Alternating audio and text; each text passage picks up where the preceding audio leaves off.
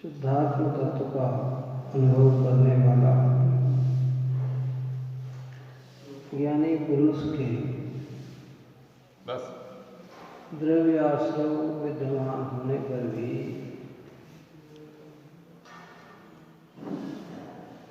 कहा गया कि ज्ञानी के भाव आश्रव का अभाव ही है। सम्यक दृष्टि को भाव आश्रव नहीं होते।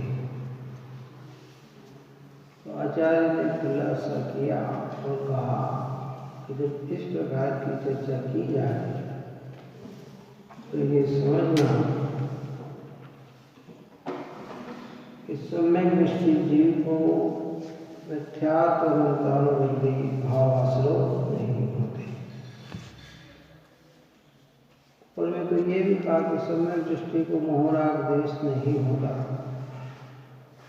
वहाँ मोह इन मिथ्यात्व राग देश ये अंतानुबंधी की छाया ये नहीं होती है। जितना आगे का प्रकरण है उतना आश्रय तो ज्ञानियों को भी होता है, परंतु वह आश्रय वह कर्म का बंधन ऐसा नहीं होता जिससे अनंत संसार उसके बढ़ते हैं। उसका लिमिटेशन में ही संसार रहता है। अनंत संसार को बढ़ाने वाला अगर कोई भाव है तो वो मिथ्यात्व है, अज्ञानजन्य भाव। अज्ञानजन्य भाव मतलब क्या कि अपने चैतन्य को अपने रूप अनुभव न करके शरीर इंद्रिय मन वाणी संयोग बाह्य पदार्थ अष्टकर्म पुण्य पाप के भाव में अपना एकत्व जोड़ना, इनके भाव में अपना स्वामित्व जोड़ना, इनमें अपना कर्तृत्व मानना, इनको वेदक बनना, ये भाव अज्ञानजन्य है। और इन भावों से जो बंधन होता है वो अनंत संसार का होता है। इसकी वर्णना को आगे करते कहा कि भाई जब ज्ञानी की चर्चा चलती है तो तीन प्रकार से ज्ञानी संज्ञा को प्राप्त होता है। एक सामान्य ज्ञान जीव का स्वभाव है, इसलिए जब जीव के स्वभाव की तरफ से देखा जाए और ज्ञानी कहा जाए तो उसमें जगत के समस्त जीव ज्ञानी हैं। और जब मोक्ष मार्ग की अपेक्षा ज्ञानी कहा जाए तो सम्यक दृष्टि ज्ञानी है, मिथ्या दृष्टि अज्ञानी है।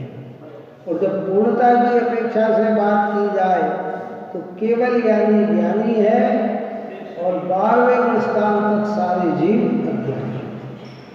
तक 12वें स्थान, जब ये यहाँ ज्ञानी को बंध नहीं होता तो इसमें अपेक्षा ये लगती है कि किस अपेक्षा बंध नहीं होता कि ज्ञानी सम्यक दृष्टि धर्मात्मा पुरुष को मिथ्यात्व अनंतानुबंधी कषाय न होने से उस क्वालिटी का कर्म का बंधन नहीं होता, तो कहते ज्ञानी निर्बंध है।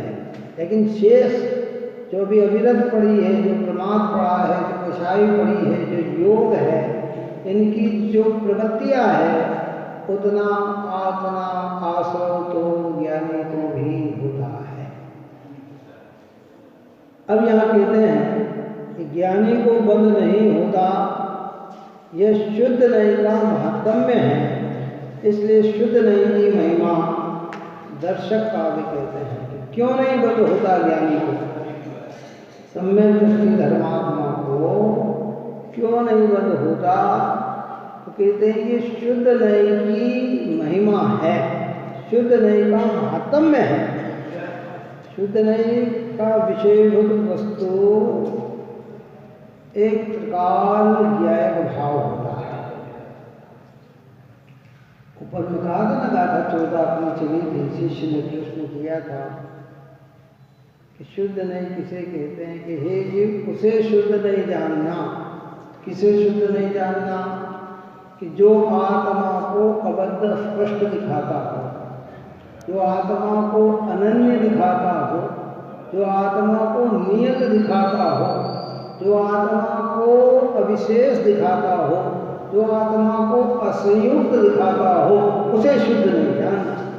शुद्ध नहीं का विषय मूल वस्तु होती है, उसमें पर भी गुण होते हैं और पर्याय भी गुण होती है। विकारी पर्याय भी गुण होती है और निर्विकारी पर्याय भी गुण होती है। अल्प पर्याय भी गुण होती है और पूर्ण पर्याय भी गुण होती है। उसका विषय जो बनता है वो एक प्रकारी ध्रुव, जिसको हमारे यहाँ आगम में परम पारिणामिक भाव कहा गया है, उसकी महिमा। क्योंकि सम्यक दर्शन का सूत्र जो है, किस कारण से जीव की परिणति में सम्यक दर्शन आता है, वो बात यहाँ कह रहे हैं। इसके बिना सम्यक दर्शन की प्राप्ति नहीं।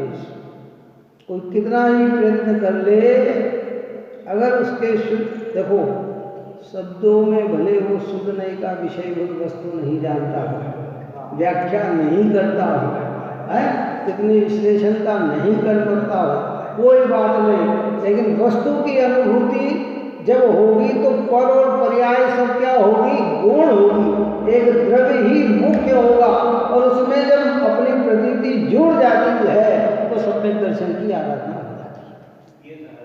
तो ये काय का महात्म्य है कि शुद्ध नहीं का महात्म्य है। उस शुद्ध नहीं की महात्म्यता की में जिनवाणी माता और ज्ञानी पुरुष उसकी महिमा काव्य कहते हैं। कलश नंबर अपना 120 नंबर हिंदी का देख।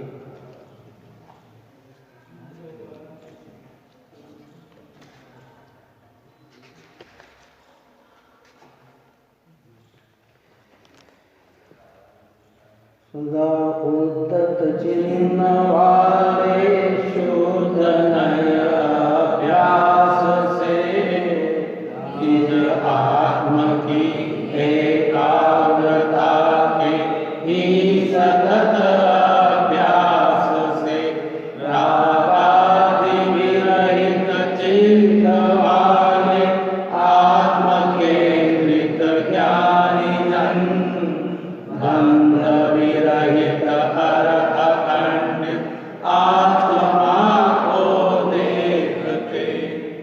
विज्ञानी जन धर्मात्मा पुरुष सर्वदृष्टि पुरुष आत्मा को बंध रहित और अखंडित देखते हैं और उसके अवलंबन से ही मिथ्यात्व का विलय हो जाता है, अनंतानुबंधी कषाय का विलय हो जाता है।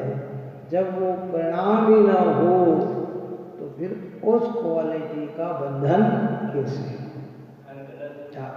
सदा उद्धत चिन्ह वाले शुद्ध नहीं अभ्यास, शुद्ध नहीं।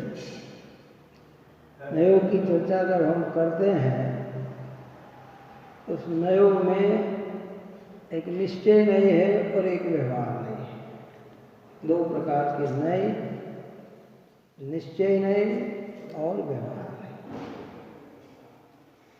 जब उनके भेद चलते हैं तो व्यवहार नहीं के भेद सद्बुद्ध व्यवहार, असद्बुद्ध व्यवहार। सद्बुद्ध व्यवहार के दो उपचरित अनुपचरित, असद्बुद्ध व्यवहार के दो उपचरित और अनुपचरित।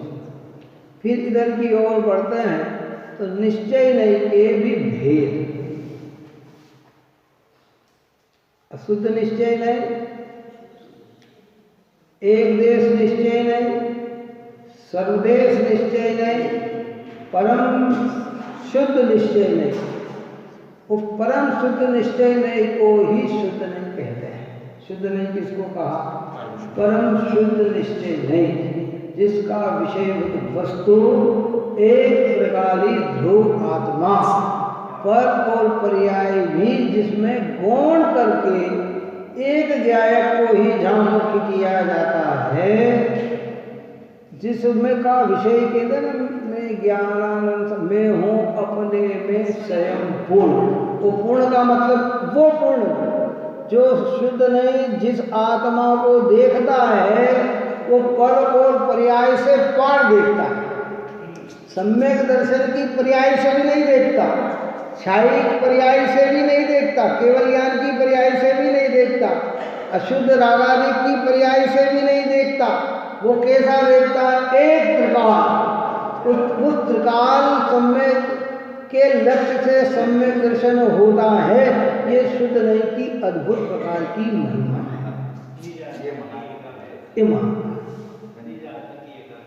उसका स्पर्श करते क्या होगा? जैसे पारसमणि होते ना, पारसमणि को लोहा छुए तो क्या होगा? अब वो लोहा गरीब के पास हो या राजा के पास हो, छोटा हो या बड़ा हो, कौन सा भी हो, वो उसको स्पर्श करने से क्या होगा कि वो तो स्वर्ण बन जाएगा। ऐसे कहते पर्याय भले हमारी अल्पज्ञ हो, पास समझ में आए, ज्ञान हमारे पास कम हो, लेकिन उस ज्ञान ने उस त्रिकाली ध्रुव को विषय बनाया तो परिणति में निर्मलता आए बिना नहीं। चाहे वो नारकी जीव हो, चाहे वो तिरंज का जीव हो, चाहे मनुष्य हो, चाहे देव हो, समझ में आए? बड़ा भारी जैन कुल में जन्म लिया हो या अजैन कुल में जन्म लिया हो, उसका विषयभूत वस्तु अगर शुद्ध नहीं का बने तो सम्यक की नियम से आराधना होती है। कहीं भी एक कितनी गजब की बात है भाई। लोहा पारस को छुए तो नियम से कंचन बनता है ना? ऐसे कह रहे परिणति जब उस त्रिकाली ध्रुव को ध्येय बनाए, सम्यक दर्शन होता है। किसकी महिमा है? कि शुद्ध नहीं की महिमा है ना बात? एक सब चीज को गौण करते हुए पहले व्यवहार नहीं के विषय गुण होंगे, एक एक गुण सद्बुद्ध और सद्बुद्ध, उपचरित अनुपचरित, जितने भी व्यवहार, हमारे घर, हमारे मकान, हमारी दुकान, हमारा ये, हमारी रिश्तेदार, नातेदार, ये सब गुण होंगे उसके अंदर। फिर शरीर, इंद्रिय, मन, वाणी गुण होगी है। फिर 8 कर्म गुण हो जाएंगे, ये भी गुण हो जाएंगे। ये व्यवहार का पक्ष गुण होकर अब फिर रागी अशुद्धता लगेगी, भाव वाला लगेगा, ये भाव भी गुण हो जाएंगे। कौन से? कि ये भाव भी गुण हो जाएंगे। वहाँ क्या दिखेगा? एक ध्रुव ज्ञायक, ज्ञायक और ज्ञायक, और ज्ञायक की अवलंबनता लेने से नियम से निर्मल पर्याय जन्म होती है। देखो 11वीं गाथा में तुमने चलाया था, कहा था कि 11वीं गाथा में ये कहा कि व्यवहार नहीं, अभूतार्थदर्शी, शुद्ध नहीं भूतार्थ है, और भूतार्थ आश्रित आत्मा सुदृष्टि निश्चय हो। शंका करने की जरूरत नहीं इसके अंदर नहीं। होना चाहिए आश्रय। शुद्ध नहीं की जानकारी लेना अलग है और शुद्ध नहीं के विषयभूत वस्तु का अवलंबन लेना अलग है। जानकारी तो पूर्व में भी हमें अनेकों बार हो गई, अनेकों बार हो गई। 11-9 पूर्व में कोई बाकी थोड़ी बचता है कि कोई ज्ञान हमारे बाकी रह गया हो कि हमने उसकी जानकारी नहीं ली हो, है? लेकिन उसके विषय की अवलंबनता नहीं है। देखो कई जगत में ऐसी चीज होती है जो आप और हम कहते हैं कि हाँ ये सत्य है, ये सत्य है, ये सत्य है, फिर भी विश्वास नहीं होता। कितना जैसे कर्म सिद्धांत में भी आप और हम कहते हैं अगर कोई व्यक्ति दुखी है तो हमारे मुंह से 1 मिनट में निकलेगा किसी को कहते अरे भैया असाता का उदय है, लेकिन वही उदय जब अपने पे आ जाता है तो विश्वास नहीं बनता कि ये असाता का उदय है। हम कहते हैं इनने किया, उनने किया, इनने किया, उनने किया। तो हमारे सत्य ज्ञान में होने पर भी हमारे विश्वास का विषय नहीं बन पाता है। ऐसे शुद्ध नहीं का विषयभूत वस्तु आत्मा हमारे ज्ञान में भी होने पर विषयभूत विश्वास का विषय नहीं बन पाता है। ज्ञान में तो है लौकिकता में हम सब जानते हैं कि सारा जगत स्वार्थी है, तुम जानते हो कि नहीं जानते, फिर भी विश्वास नहीं होता। बात समझ में आई के लिए जानते हैं कि सब स्वार्थी है, जिनवाणी सुनते हैं, पढ़ते हैं, बोलते हैं, करते हैं, और किसी ने अरे भाई जगत का तो ऐसे ही स्वरूप, जगत का तो ऐसे ही स्वरूप, फिर भी उसी जगत में रहने का भाव हमारा आता है। इसका मतलब है कि अभी हमें उस बात पे विश्वास नहीं है। ज्ञान तो है हमें, ज्ञान में तो कोई कमी नहीं है हमारे। ऐसे कहते हैं कि ये शुद्ध नहीं का महत्व है कि ज्ञानी के कर्म का बंधन नहीं होता। कौन सा कर्म लेना भी यहाँ मिथ्यात्व और अनंतानुभूति, आगे का नहीं लेना। फिर भूमिका जैसे जैसे बढ़ेगी, 2 कषाय का अभाव होने पर फिर उन्हें अप्रत्याख्यान संबंधी कर्म का आश्रय नहीं होता है। 3 कषाय का अभाव होने पर उनके प्रत्याख्यानावरण कषाय का बंधन नहीं होता है। तो संपूर्ण कषाय का अभाव हो जाने पर यथाख्याचारित पूर्णता से प्रकट हो जाने पर उन्हें कषाय संबंधी किसी भी प्रकार का बंधन नहीं। और योग से जो बंधन होता भी है तो वह कषाय रहित तो होने से उसमें स्थिति अनुभाव पड़ते नहीं है, तो उसको बंधन गिना ही नहीं है। अब जैसी जैसी भूमिका श्रेणी चल रहा है मनिराज, उस क्वालिटी का बंधन नहीं है। 14वें स्थान में है तो मिथ्यात्वानुभूति बंधन नहीं है। और अगर सम्यक्त की आराधना नहीं है तो फिर सभी प्रकार का बंधन विद्यमान। मंदिर में बैठे तो भी सभी प्रकार का बंधन। बात आ रही समझ? थोड़ा साहब ने लिखा है कि सम्यक्त प्राप्त किए बिना घाती कर्म का बंध तो निरंतर ही होता रहता है। अब निरंतर ही होता रहता मतलब क्या? अभी हमें यहाँ हो रहा है कि नहीं? तो हो रहा है, हो रहा है, हमें पता नहीं चल रहा है। एक सम्यक्त की महिमा एक ऐसी है कि सम्यक दर्शन प्राप्त होते ही अनंत अनंत बंधनों के बंधनों से बच जाता है। फिर उसको जितना बंधन होता है वो बंधन अनंत संसार का नहीं है, भाव बढ़ाने वाला नहीं है। सम्यक्त की आराधना के बिना, इसलिए गुरुदेव सिद्धि जो बार बार कहते थे ना, क्योंकि जीव क्या सोचता है कि हम मंदिर में आके बैठ गए तो हमारा बंधन खत्म हो गया। आप और हमारी भ्रमना ये है, हम धार्मिक कार्य कर रहे हैं तो हमारा, अरे भाई पाप पुण्य में बदलाव जरूर है कि तुम्हें पाप का बंधन नहीं हो रहा। क्या समझ में आई? कि तुम्हें पाप कर्म का बंधन नहीं हो रहा है, लेकिन आत्मा के स्वरूप को समझा नहीं है तो आत्मघात संबंधी मिथ्यात्व अनंतानुबंधी का बंधन तो तुम्हारे निरंतर ही चल रहा है।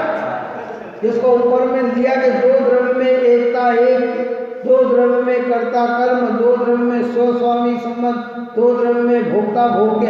ये जो परिणति जो चल रही है, इसी को तो ऊपर में अज्ञानजन्य परिणाम कहा कि ये परिणाम तुम्हारे अज्ञानजन्य है। और अज्ञानजन्य परिणाम से सामान्यतः संसार का बंधन होता है। कैसा होता है? सामान्यतः संसार मतलब अनंत संसार का बंधन होता है। आपका भी बंधन नहीं, वही गारंटी नहीं बंधन। हाँ नहीं, गारंटी तो है ही नहीं। ये तो एक व्यवहार में अपन ने कहा है, वास्तविकता में तो वो तो सर्वज्ञ के ज्ञान में ही बात रहती है। या जो जिसके परिणाम जैसे हो उसको पता लगता है कि मैं मंदिर में भी बैठकर मेरा उपयोग कहाँ भटकता है, क्या विचारता हूँ, क्या कर रहा हूँ, ये तो वो वही समझ सकता है। लेकिन फिर भी निमित्त की अपेक्षा से अगर हम बात करते हैं तो क्या, क्योंकि हम जब मंदिर में प्रवेश करते हैं तो मन में संकल्प करके यही आते हैं कि निश्चय निश्चय निश्चय, अर्थात सांसारिक कार्य के संबंध में अब हम यह बात नहीं करेंगे। हम जितने भी बात करेंगे भगवंतों के गुणानुवाद की बात करेंगे, भगवंतों की महिमा की बात करेंगे, जीव है, और भगवान की आराधना की बात करेंगे, अपने परिणाम को निर्मल बनाएंगे, पापाचार से अपना उपयोग हटाएंगे, कि ये लेके आते हैं। फिर भी अगर कदाचित हम ऐसे परिणाम से आए और ऐसे परिणाम भी आ गए हमारे अंदर, तो भी अगर शुद्ध नहीं का विषय वस्तु पकड़ में नहीं आया, तो भी कहते हैं सम्यक रहित होने से अद्भुत प्रकार का पुण्य संचय होते हुए भी भाव हमारे कितने हैं, अनंत है। और सम्यक दर्शन की आराधना में ये एक अद्भुत लाभ जीवन को प्राप्त हो जाता है कि उसके भाव सीमित हो जाते हैं। इसलिए वो सम्यक ज्ञान, उस सम्यक दर्शन की आराधना जिसके बल पे होती है, उस शुद्ध नहीं की महिमा के अर्थ में ये आचार्य भगवंत ने कलश की रचना की। सोचना चाहिए कितना गजब की चीज, जीवों को समझ नहीं आता। देखो यद्यपि आचार्य ने इसको बहुत सरलीकरण किया, सामान्य जीवों को सामान्य भाषा में कहा, बहुत प्रेम से समझा दिया। पहले जीव कुछ नहीं समझता कि सम्यक दर्शन क्या होगा, तो कि भैया सच्चे देव शास्त्र गुरु का श्रद्धान करो, सम्यक दर्शन हो जाएगा।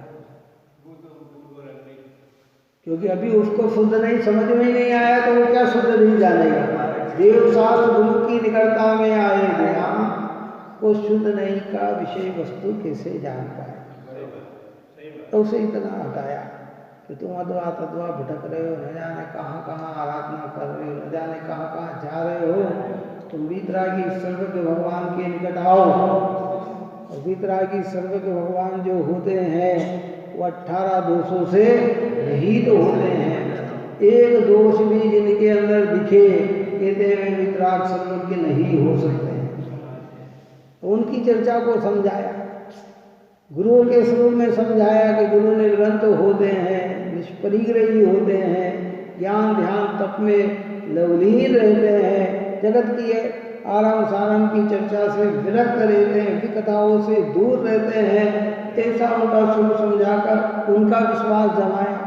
जिन वाणी अहिंसामय अनेकांतमय होती है, जिन वाणी में किसी जीव को दुख देने की बात नहीं होती है, जिसमें सदाकाल सबका हित बताया जाए, वो जिनवाणी होती है कि तुम उसका विश्वास करो। तो इसने प्रथम स्टेज पे आकर देव शास्त्र गुरु की प्रक्रिया को सिद्ध किया। अब धीरे से फिर उसको कहते हैं भाई जिनवाणी ये आ गए ना, अब भगवान क्या कह रहे हैं, उन्होंने तत्व क्या दिखाया है, उसका श्रद्धान। तो कहते फिर 7 तत्व, तत्वा श्रद्धानम सम्यक दर्शन। फिर जीव को समझा, जीव कैसा, अजीव कैसे, आश्रव कैसे, बंध कैसे, संवर कैसा, निर्जरा कैसे, मोक्ष कैसे है, कि 7 तत्व। अब ये 7 तत्वों में बार बार मैं जीव हूँ, शरीर अजीव है, ये भाव आश्रव है, ये रुकते हैं बंधन है, इनका रुक जाना संवर है, इसमें ठहर जाना निर्जरा है, और पूर्ण रूप से ठहर जाना मोक्ष है। तो कि ये विकल्प आत्मक हो गया। अब इन 7 तत्वों में विचार करो कि सतत्व क्या है और पर तत्व क्या है। तो फिर आचार्य ने कहा सपर भेद विज्ञानम सम्यक दर्शन, सपर का भेद विज्ञान ही सम्यक दर्शन है। अब ये सकल भेद विज्ञान 6 तत्व को अलग डाला और एक जीव तत्व को अलग डाला। कितने? 7 तत्वों में मैं कितना? मैं एक। वो एक शुद्ध नहीं का विषय बने। आखिरी पॉइंट आत्मसद्धानम सम्यक दर्शन, वो एक पर पहुंचाने वाला शुद्ध नहीं है, जो विकल्पों से भी परे, अल्पज्ञता से भी परे, पर से भी परे, बस उसकी अनुभूति को ही वास्तविक सम्यक दर्शन इस समय सार ग्रंथ में कहा है, जिसकी गाथाएं अपने पूर्व में ऊपर 142, 43, 44 पढ़ी और उसी के बाद इतनी सारी ये चर्चा करें। इस अद्भुत मां शुद्ध नहीं का विषयभूत वस्तु त्रिकाली ज्ञायक भगवान, जिसको हम भगवान आत्मा कहते हैं, मतलब भगवान मतलब ज्ञान का स्वामी, जिसमें यहाँ कहते हैं ये ज्ञान मात्र का ही निश्चय कर, मैं ज्ञान मात्र हूँ, बस बोलते, जिसमें पर पर्याय छोटा बड़ा अच्छे बुरे सारी चीजें खत्म हो जाए। कैसा क्या है? ज्ञान ज्ञान ज्ञान ज्ञान ज्ञान, ये सम्यक दर्शन का विषय है और इसकी प्राप्ति से ही मोक्ष मार्ग की शुरुआत होती है। अब इसी को क्रम में अपन ने पहले समझाया था। यदि पारंभिकता की पारंपरिकता होती है देवशास्त्र गुरु के सिद्धांत। अब नरकों में इतनी चीज नहीं है, जो वहाँ सम्यक दर्शन कैसे हो जाता है? कि वहाँ पूर्व का है संस्कार पड़े हुए हैं देवशास्त्र गुरु के सिद्धांत के है ना। अब वो वहाँ नहीं रहे तो वहाँ कहाँ मुनि का शुरू समझे ना, वहाँ कहाँ समझे, वो भावात्मक तिरंचों में वो भावात्मक पूर्व के संस्कार। लेकिन यह मनुष्य जीवन की प्रक्रिया में ये समझाया जाता है कि इस क्रम में तुम्हें बढ़ना है, इस क्रम में बढ़ना। पहले तुम्हारा एक निर्णय पक्का होना चाहिए कि देव शास्त्र गुरु कैसे है। अब उसका हो गया, निर्णय हो गया और आगम में कई जगह उसे सम्यक भी कह दिया, क्योंकि जिन जिन के शुद्ध नहीं का अवलंबन होता है ना, शुद्ध नहीं का अवलंबन है, शुद्ध नहीं के विषयभूत वस्तु का जिनको अवलंबन होता है, उनकी दिखाई पना अगर कहीं दिखता है तो देव शास्त्र गुरु के सानिध्य में दिखते हैं। उन्हें भेद ज्ञान होता है, वर्तता है, उन्हें 7 तत्व का नॉलेज होता है, कल्पना नहीं करते। जैसे आप अभी किसी को तत्व का अभ्यास हो, उससे पूछे ये लोग किसने बनाया, तो बोलो क्या जवाब आएगा?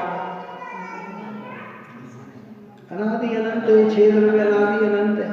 ये दिखाई देने वाला कौन सा द्रव्य है, कौन सा तत्व है कि अजीव तत्व है? ये देखने वाला कौन सा तत्व है कि जीव तत्व है? क्यों ये भाव हो रहे हैं, कौन सा तत्व है कि आसुर तत्व है? ये उपयोग इनमें लग रहा है, कौन सा तत्व के वन तत्व है?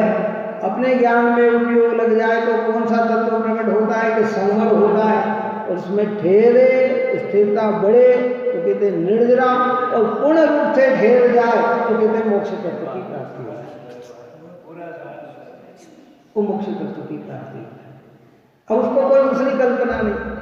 वो कह रहे भगवान ने विश्व बनाया कि इसको विश्वास ही नहीं जाएगा। क्यों नहीं जाएगा? इसने तत्व के आधार से वस्तु का निर्णय किया, 6 द्रव्य के आधार से वस्तु का निर्णय किया।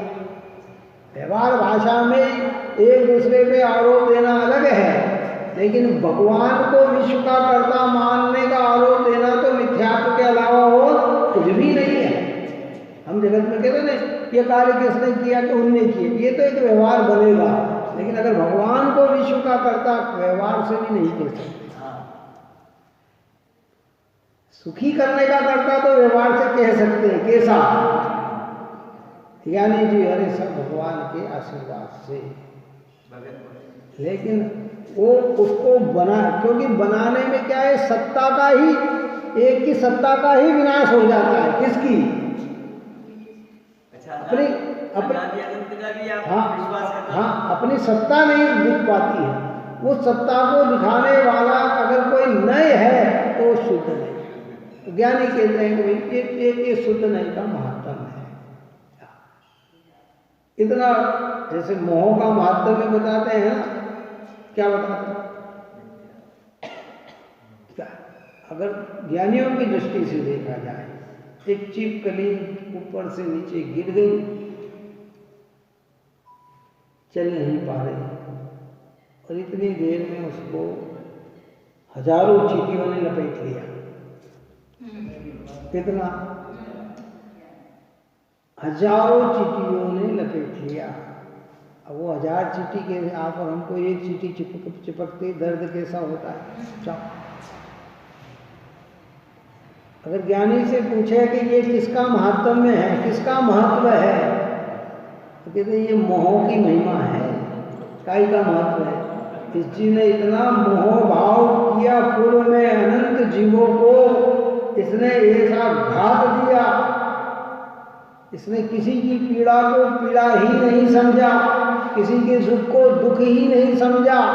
उस भाव का फल ये है कि ये इस प्रकार की पीड़ा को भोगता है।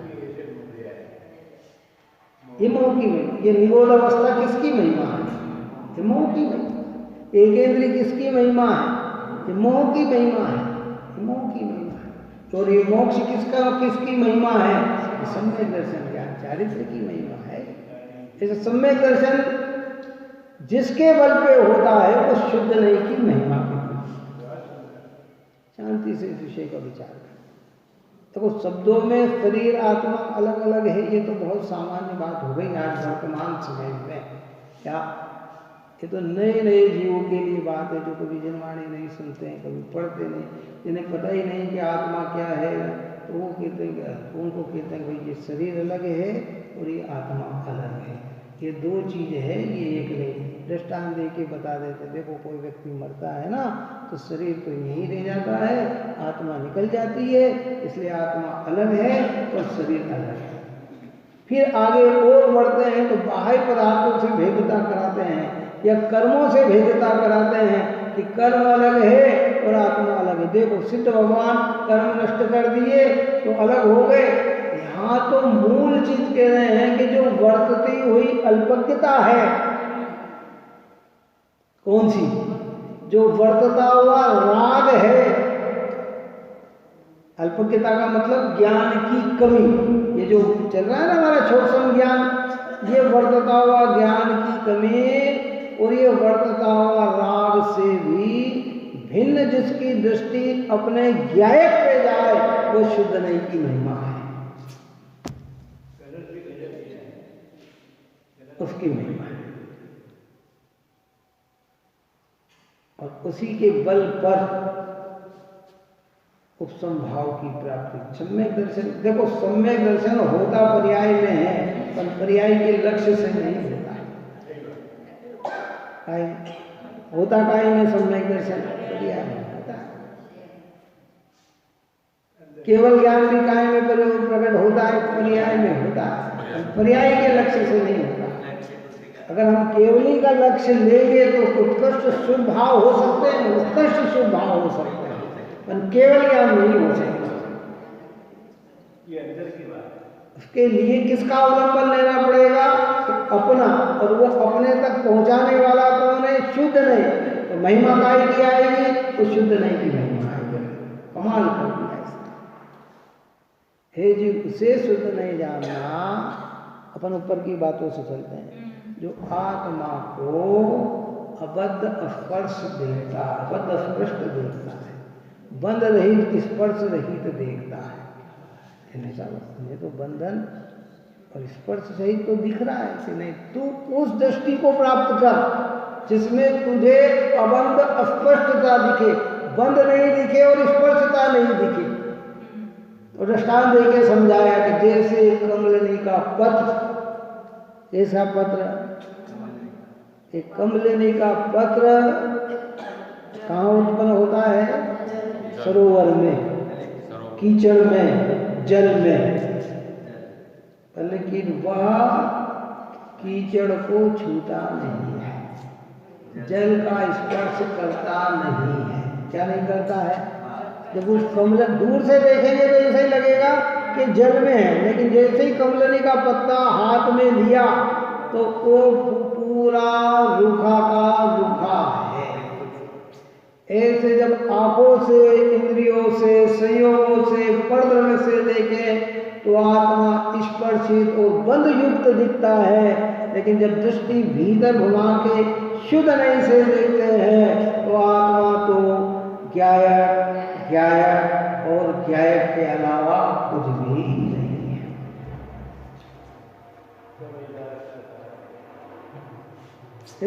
हे जी, उसे शुद्ध नहीं जानना,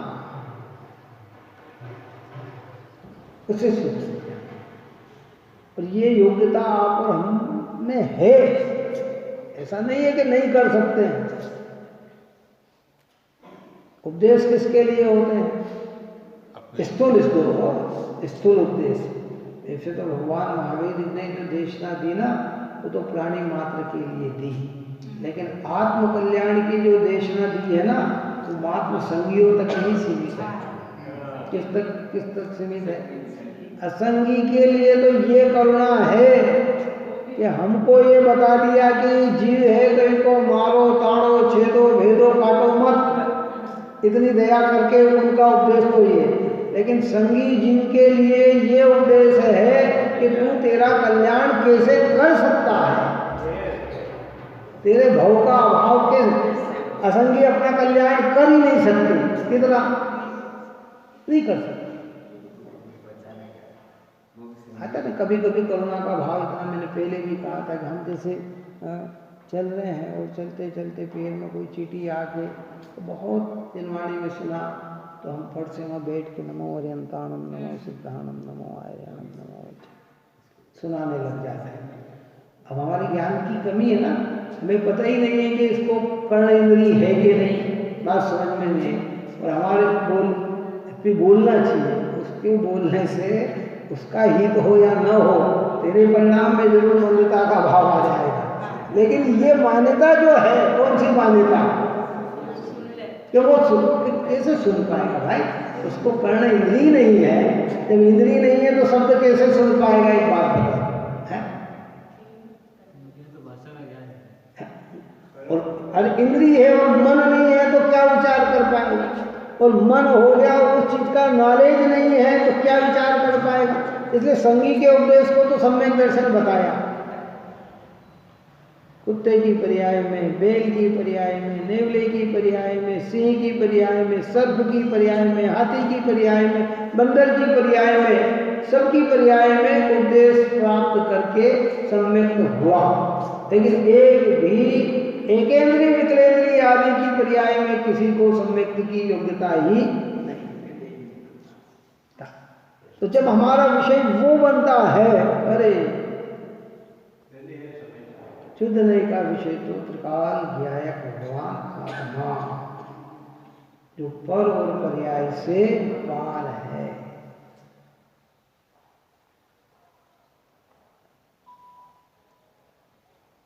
उसकी स्पर्शता से ही सम्यक्त की आराधना।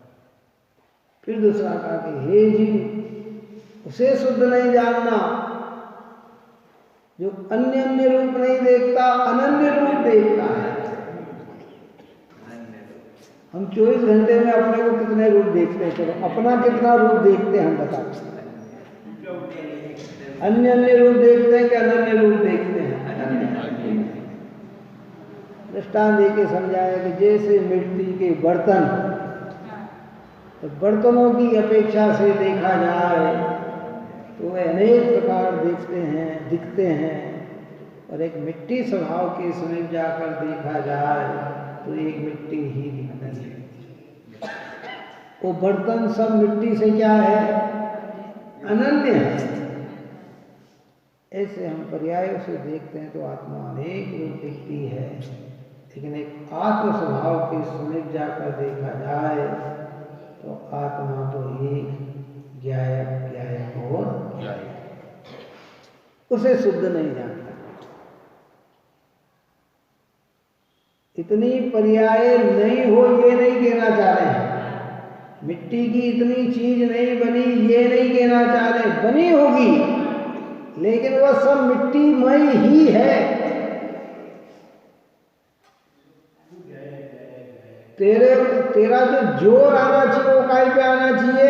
उस मिट्टीमय पे आना चाहिए। ऐसे कह रहे आत्मा 84 लाख योनियां है। जब भेज करके चर्चा करेंगे तो 84 लाख जीव कहाँ कहाँ है संसार में, तो 84 लाख योनियां गिनाएंगे है। इतने सारे जीव संसार में हैं। 62 लाख तिरंची योनियां हैं, 4 लाख नार की योनियां हैं, 4 लाख देव हैं, 14 लाख प्रकार के मनुष्य हैं। ये 84 लाख योनियों की प्रक्रिया है। फिर तिरंज का भेद करेंगे तो 52 लाख एक इंद्रिय पर्याय में चली जाएगी है।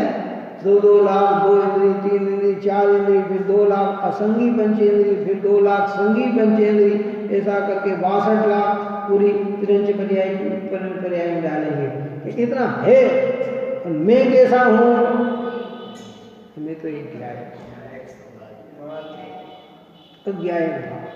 यह जिनको से शुद्ध नहीं जानना, शुद्ध नहीं की नहीं, जिसको स्पर्श करने से शुद्ध नहीं, मतलब शुद्ध नहीं का विषय नहीं तो कथन मात्र होते हैं, नहीं तो इशारा करने वाले होते हैं। शुद्ध नहीं ने त्रिकाल को इशारा किया है, हमको शब्द में नहीं जाना, उसने जिसका इशारा किया उसकी प्रतीति आना। व्यवहार नहीं भी इंगित करता है, निश्चय नहीं भी इंगित करता है। वस्तु थोड़ी है, नहीं कोई वस्तु नहीं है, नहीं तो कथन शैली का नाम है। उसका विषय क्या है वो बताने वाला है, बस वो तो इतना कार्य करता है। उसका विषय जब हमारी दृष्टि में चढ़ जाता है तो फिर अन्य पे प्रतीति आती नहीं, अन्य पे प्रतीति नहीं आती।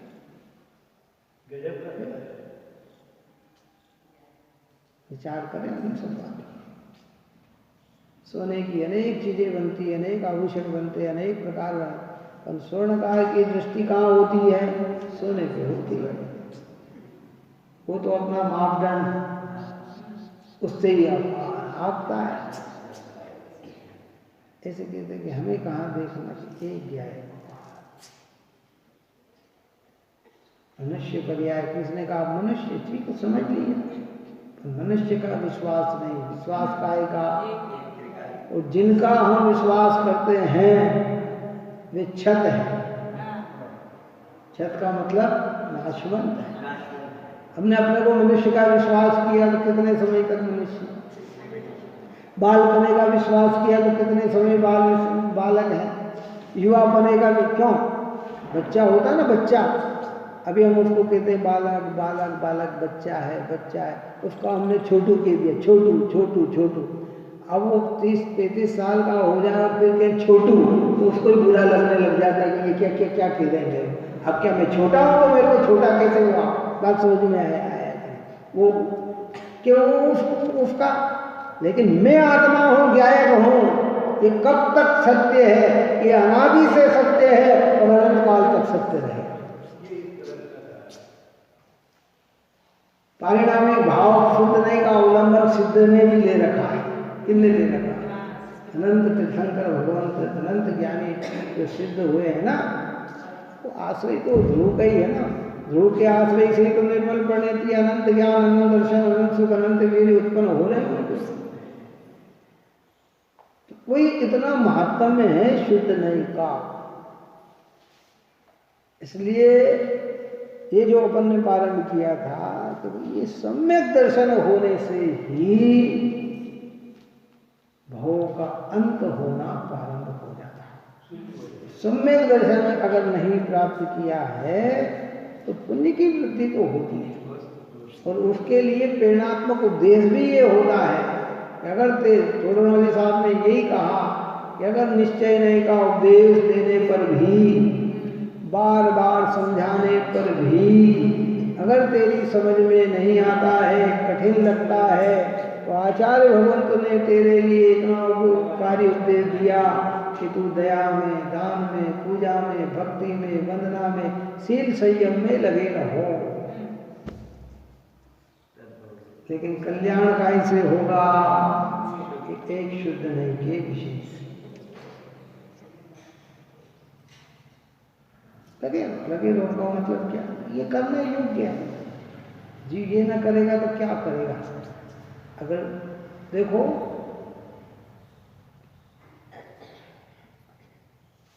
अगर जीव जो पहले तैरना सिखाया जाता है ना, तो एकदम गहरे पानी में ले जाके तैरना नहीं सिखाया जाता है। पहले कहाँ सिखाया जाता है कि उतने पानी में जिसमें वो डूब न पाए, इतना कितने में तिराया जाता है उसको, कि उतने ही पानी में तिराया जाता है। जैसे सिंपल आदि बनते हैं, ये है वो उसमें कहते हैं कि भाई आदमी अगर कोई हो तो तत्काल निकाल दे उसको, उतना उसके साधन दिए जाए। फिर वो थोड़े पानी में अगर तैरना सीख जाता है तो फिर उसके और आगे बढ़ते हैं, फिर और तैर जाता है तो फिर और आगे बढ़ते हैं, और फिर एक समय ऐसा आता है कि वो गहरे से गहरे समुद्र में चला जाता है, कि गहरी जगह चला जाता है। हमारे यहाँ कह रहे हैं कि प्रारंभिक भूमिका इस जीव की जो बनती है, अगर हमें देव शास्त्र गुरु और देव धर्म के प्रति भगवान नहीं आता हो, इनकी महिमा नहीं जागृत होती हो, तो अभी आगे की प्रक्रिया हमारे जीवन में बहुत तकलीफदायक होगी।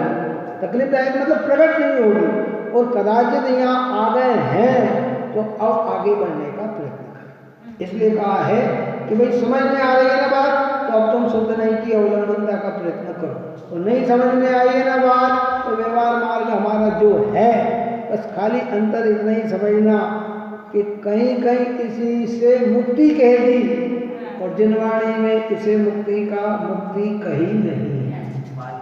कोई ने इतना आगे जाकर कह दिया कि बस यही कर लो मोक्ष होगा। जैसे आते हैं ना, कई सूत्र आते हैं, एक बार मुनि बन जाओ मोक्ष हो जाएगा। कितने कर, एक बार मुनि बन जाओ मोक्ष हो जाएगा। अब उसके दिमाग में ये बात फिट हो गई, क्या हो गई कि मुझे मोक्ष से जाना है तो मुझे मुनि बनना है, मुझे मोक्ष से जाना है तो मुनि। और फिर जिनागम में हम पढ़ते हैं कि भाई आत्मज्ञान बिना तूने कितनी ही बार मुनि पर धारण किया, लेकिन मोक्ष की प्राप्ति नहीं। बात ही समझ में नहीं आती। हो जाता कभी इतना बढ़ावा दे देते हैं व्यवहार को कि उसमें निश्चय ही पूरी तरह से गौण हो जाता है, और लोग उसी हमारे यहाँ कहा, एक बार बंदे सो कोई ताए नरक को सुगति नहीं। अब उसका लक्ष्य भगवान के दर्शन करने का नहीं, भगवान की महिमा गाने का नहीं, कैसे तीर्थंकरों ने मोक्ष प्राप्त किया इसकी नहीं, उसको तो खाली उसके वंदन करने का भाव है कि तो वह कहते हैं कि भैया अगर ऐसा होता,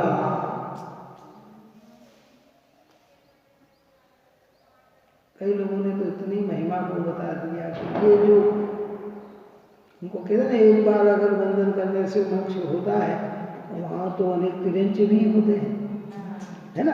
दूसरा वहाँ घास आदि भी उगती है, वो भी जीव है, तो वो क्या कहते हैं, उनका 49वें भाव में मोक्ष हो जाएगा। जो वो पैदा हो गए ना, तो कहते हैं 49वें भाव में मोक्ष हो जाएगा, है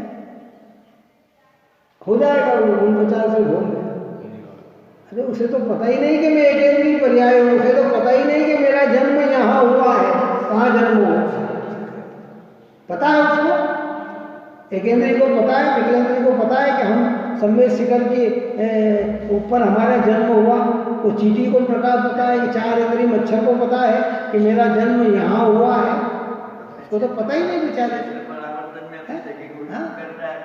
लेकिन उपमा ऐसी अधिक दे देते हैं कि जिसमें मूल चीज ही क्या हो जाती है,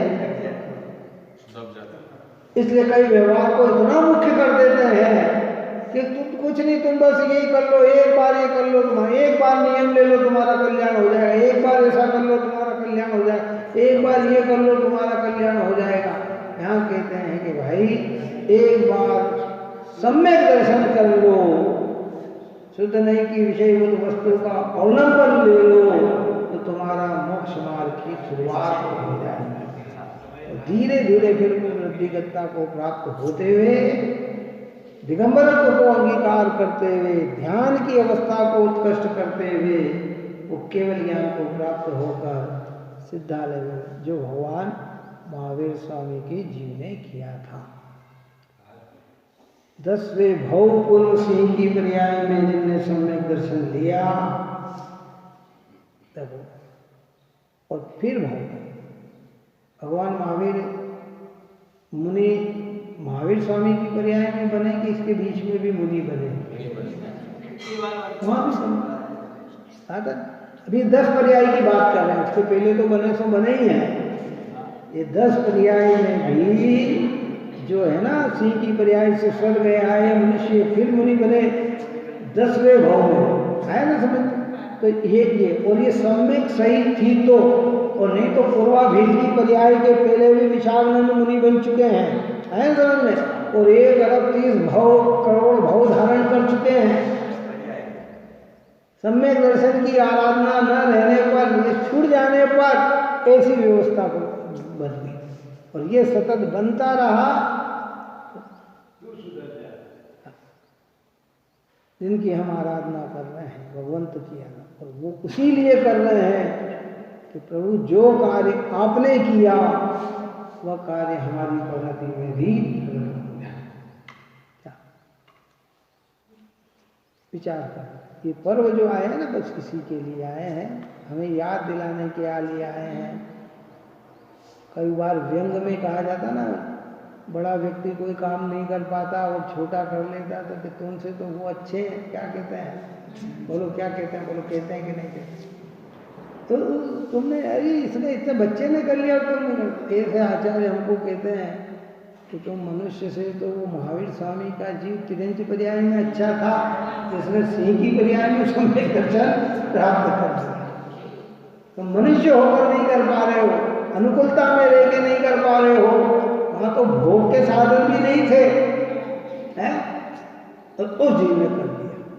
तो काय के लिए कह रहे बात, जागृति आए हमें। जब महाराज जी ने लिखा ना, पूछ वाला सम्यक दर्शन कर ले, और ये मूछ वाला सम्यक दर्शन न करे, तो ये कितनी बड़ी आश्चर्य की बात है। काय की पशुओं ने सम्यक दर्शन प्राप्त कर लिया, मनुष्य होकर नहीं कर पाते हैं, तो कर दिया समझो। इसलिए आज 14 का दिन भगवान का आज रूप ही दिख रहा था। क्या दिख रहा था? अंतिम देशना 13 को खिल गई। अब योग निरोध हो रहा था, सौम्य मुद्रा, और सौम्य मुद्रा को देखकर है ना, कहते सौम्य मुद्रा, सौम्य दृष्टि तेरी प्रभुवर, समता रस पीने आया हूँ, इस जलने प्यास बुझाई ना, इसको लौटा। जब सौम्य मुद्रा को निरखता है जीव, तो अपने स्वरूप की ओर देखता है। किसकी ओर देखता है? तो किसको सजाया इसने? भगवान की मुद्रा को देखकर किसको सजाया इसने? अपनी आत्मा को सजाया, सद्गुण से सजाया। काई से सजाया? ये भारी चीज से जो आप सजा रहे हैं, ये तो सब जड़ है, और आत्मा को सम्यक से सजाया तो चेतन है, संयम से सजाया तो ये चेतन है? वितराग प्रणति से सजाया इसे। विश्व का प्रत्येक आत्मा इष्ट अनिष्ट नहीं, अच्छा बुरा नहीं, चाहे अनुकूल चले तो मेरी आत्मा का लाभ नहीं, और प्रतिकूल चले तो मेरी आत्मा की हानि नहीं। मेरा स्वभाव तो ज्ञायक ऐसा जो अपने को सजाए, तो ये प्रकार है, ये शुद्ध नहीं की महिमा है। व्यवहार में तो ठीक है, चलता है, साफ सफाई रखना, अच्छे कपड़े पहनना, परंतु इसी को है ना, अन्य मत में तो इसको नरक 14 भी कहा जाता है। क्या कहा जाता है? नरक 14। हाँ, और हमारे यहाँ अगर इसकी भावी दर्शा देखें, अगर भगवान का रूप देखकर आत्मा को सजाया तो सिद्धालय, और शरीर को सजाने में हिंसात्मक वातावरण किया तो ये आज वर्तमान का नरक नारकी नहीं, लेकिन भावी का नारकी है। कि फिर तेरे को ऐसी दशा होगी कि तू शरीर को कपड़े भी पहनने को नहीं मिलेंगे। वहाँ बात आ रही, समझ में नहीं आ रही। अगर हमने इसी को पूरी तरह से सजा लिया ना, इसी को कर लिया कि नहीं बस ये बस इसी की हिंसात्मक, तो वर्तमान का तो मनुष्य हो सकता है, लेकिन भावी काल का क्या होगा कि नारकी हो जाएगा, इसमें कोई आश्चर्य की बात नहीं है। इसलिए अगर आंखों को ज्यादा देखने का भी अनुराग आए तो भगवंतों की प्रतिमा को देखने का मन बना ना। हाँ? ये तो एक अद्भुत चीज मिल गई हमको, अद्भुत चीज मिल गई। टोडरमल साहब की भाषा में कहा जाए कि हो देव शास्त्र गुरु तो सर्वोत्कृष्ट पदार्थ है, इन्हीं के आधार से धर्म होता है, जो इन्हीं में शिथिलता रखता है उसे अन्य धर्म तो किस प्रकार से होगा। ये तो सर्वोत्कृष्ट निधि है, दुनिया की सब निधियों में श्रेष्ठ निधि है तो देव शास्त्र गुरु है। और उसके बाद जब आंतरिक चर्चा करें तो श्रेष्ठ निधि पारंपरिकता में है तो सम्यक दर्शन, सम्यक ज्ञान, सम्यक चारित्रता है। और पूर्णता की अपेक्षा देखे जाए तो केवल ज्ञान है। इसलिए अब अपने रूप को निरखें। तो देखो प्रकरण में चर्चा चली कि शुद्ध नहीं, प्रकरण में आया शुद्ध नहीं की महिमा, डायरेक्ट कैसे सम्यक दर्शन की प्राप्ति। जिनने आविष्कार किया उनने तो बहुत मेहनत की, आपको तो वो इतनी मेहनत भी नहीं करना होता ना। जो कोई चीज बनाता वो कितनी मेहनत से करता, पर जब उसका फार्मूला आ जाता है तो दूसरा व्यक्ति कितनी सरलता से बना लेता है उसको। जिनने किया उसने कितनी मेहनत की, आविष्कार जिसने किसी भी चीज का किया हो उसने कितनी मेहनत की। और जब उसको फार्मूले को दे दिया कि इस फार्मूले से ये चीज तैयार होती है तो दूसरे व्यक्ति के लिए वो चीज कितनी सरल हो गई। हमारे आचार्य भगवंत ने कितनी मेहनत की और हमें फार्मूला दे दिया कि ये इस तरीके से तुम्हें सम्यक दर्शन करना है तो शुद्ध नहीं के विषय में वस्तु की अवलंबनता। और तो यहाँ तक कह दिया 6 महीने तक सतत 6 महीने के अभ्यास में गारंटी दे दी, समय साल में तो गारंटी दे दी। एक सतत एक लगन से तो 6 महीने लग जा सकते हैं। सब भूल जा, मुझे आत्मकल्याण करना है, मुझे जिन वचन सुनना है, चिंतन में जाना है। 6 महीने के सतत अभ्यास से नियम से सम्यक दर्शन होगा। और उसके लिए वो दृष्टांत दिया। कौन सा दृष्टांत दिया? वैसे अनवरत अभ्यास। एक मनुष्य होकर एक कमरे में बैठकर ऐसा ध्यान करे एक लगन से कि मैं भैंसा हूँ, मेरे सिंह इतने बड़े बड़े, मैं इतना मोटा, मैं इतना ये। 6 महीने के ध्यान के बाद उसे कहते हैं चलो भैया बाहर निकलो, इधर आओ। तो कि मैं कैसे आ सकता हूँ, दरवाजा तो छोटा, मैं तो भैंसा हूँ। इसी के लिए 6 महीने के ध्यान के बाद जीव से कहे कि तुम मनुष्य हो तो अंदर से कहता है मैं तो गायक हूँ। क्या क्या समझ में आएगा? अरे साहब आप मर जाओगे कि नहीं, मैं तो अमर हूँ। आपका अरे मेरा जन्म होता ही नहीं है। बस वो एक सतत लगन लग जानी चाहिए, वो लगन के बल पर वो चीज का। देखो वहां तो लौकिकता में तो प्रयत्न कर लेता है, यहाँ प्रयत्न। इसलिए हर व्यक्ति को, किसी को कोई सी भी नौकरी लगती है ना तो उसको उस पर बुलाते हैं ट्रेनिंग, 6 महीने की ट्रेनिंग, 3 महीने की ट्रेनिंग, 2 महीने की ट्रेनिंग। और 2 महीने की ट्रेनिंग में बिल्कुल परफेक्ट।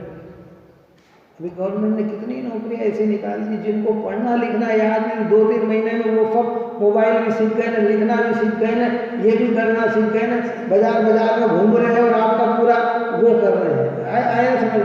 तो 2-3 महीने की ट्रेनिंग में जब वो लौकी की तरह सीख जाए तो यहाँ कहते 6 महीने की तो एक सतत ट्रेनिंग लेना। अगर जिनवाणी का अभ्यास बिना पक्ष किए, बिना ये जिनवाणी क्या कह रही है, उनको आचार्य क्या कह रहे हैं, मनचंद्र आचार्य क्या कह रहे हैं, जिन शासन के आचार्य क्या कह रहे हैं, तो एक सतत ध्यान लगाए तो सम्यक दर्शन नियम से आता है। इसी बात को यहाँ कहा है। आगे प्रकरण अपना और चलेगा। आप हम सभी जीव निरंतर ऐसे पवित्र देव शास्त्र गुरु की निकटता में लेकर आत्मा आराधना करें, यही मंगल होगा। सहजानंदे शुद्ध स्वरूपी अविनाशी आत्मस्वरूप, सहजानंदे शुद्ध